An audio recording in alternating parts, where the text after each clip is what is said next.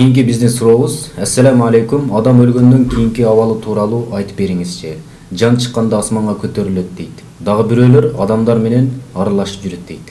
Негизи чыны кандай болот? Деп суроо келиптир. Бул олуттуу суроолордун бири.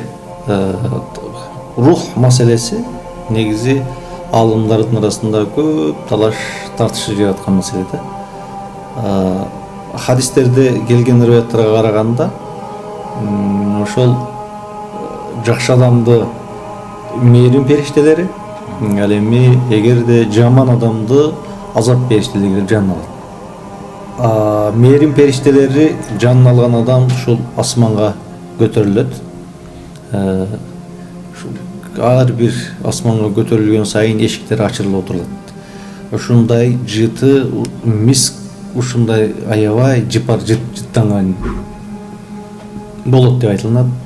Асмандан өткөн сайын ушул периштелер бул кимелер десе паланча бул паланча улуу паланча деп айтылат. Ошол жерде аты ушул өлгөн маркумдун аты эскерилет. Периштелер дагы өз арасында бул паланча деген адам эле, ошол адам паланча деген жакшы адам эле, ошонун жыты деп анан периштелер менен таанышып өтүлөт. Биринчи асман, экинчи асманга көтөрүлөт деп айтылат. Качанда бул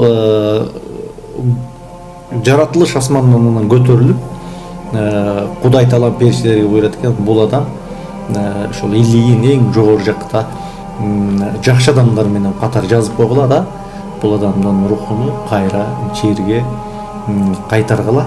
Мен адам баласыны топурактан жаратканмын, кайра ушу топурак кайтаргыла, жанына кайтаргыла деп анан кийин рух кайра ошол адам баласы көмүлгөндөн кийин кабырга келип адам